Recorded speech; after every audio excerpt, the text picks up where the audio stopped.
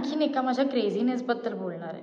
म्हणजे जसं मला विनोदी कथा आवडतात तसंच मला रहस्यमय कथाही आवडतात.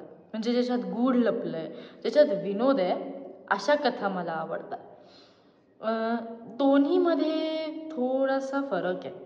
म्हणजे आपण आयरनी म्हणूया, विरोधाभास, तशा पद्धतीचं. पण हो, मला विरोधाभास असलेल्या गोष्टी फार आवडतात. म्हणजे विनोद आहे, त्याच्यात पूर्ण निखळ कॉमेडी हसवणारं, पण तेच रहस्य किंवा गूढता ज्यात आहे त्यातसुद्धा कुठेतरी खिळवून ठेवण्याची ताकद प्रेक्षकांना किंवा लेखकांनी प्रेक्षकांना त्याच्यात इन्व्हॉल्व करण्याची एक ताकद जी असते ना, ती विनोद आणि गूढ या गोष्टीशिवाय फार कुठल्या गोष्टीत आहे असं मला वाटत नाही.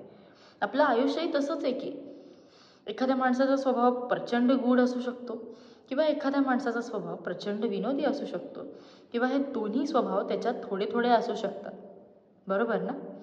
एक्झॅक्टली. तसंच हा फेलुदा म्हणजे ज्याचं नाव आहे प्रदोष मित्तीर, तो आहे खाजगी गुप्तहेर, खाजगी रहस्यकथा किंवा रहस्य शोधणारा एक डिटेक्टिव्ह. आपण ज्याला प्रॉपर मराठी भाषेत सत्यान्वेषी म्हणतो. Actually सत्यान्वेषी is a Bengali language, पण आपण त्याला म्हणतो. तर मला या फेलुदाविषयी प्रचंड सॉफ्ट कॉर्नर वाटतो. म्हणजे आता तुम्ही मला सांगा, एखादी व्यक्ती जिच्यावर आपला जीव आहे तिला आपण जवळचं मानतोच, जसं की चिंटू. तसंच मी फेलुदाला सुद्धा जवळचं मानते, कारण आयुष्यातल्या बऱ्याच प्रॉब्लेमची उत्तरं याच्यात आहेत. सत्यजित रे यांनी तयार केलेलं हे पात्र फेलुदा, नाही, तुमच्या ऐकण्यात चूक होती आहे. फालुदा वेगळा आणि फेलुदा वेगळा. फेलुदा हे त्यांनी घेतलेलं नाव आहे, लोकांना कळू नये म्हणून. आणि त्याच्यासोबत त्याचा सहकारी असतोच की. ही पोज कोणाची आहे माहिती आहे?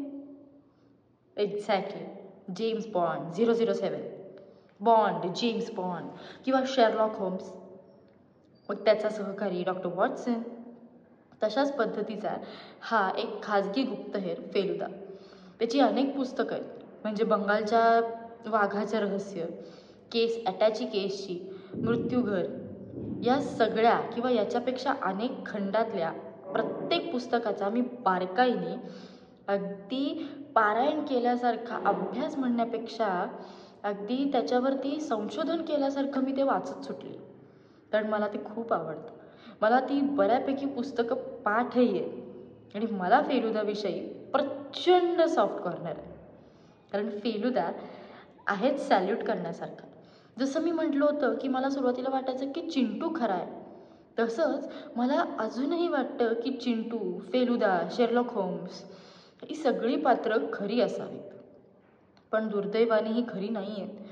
पण याच्यात लेखकाचं किती क्रेडिट आहे बघा, की एखादं पात्र काल्पनिक आहे पण ते खरं वाटावं असं आहे.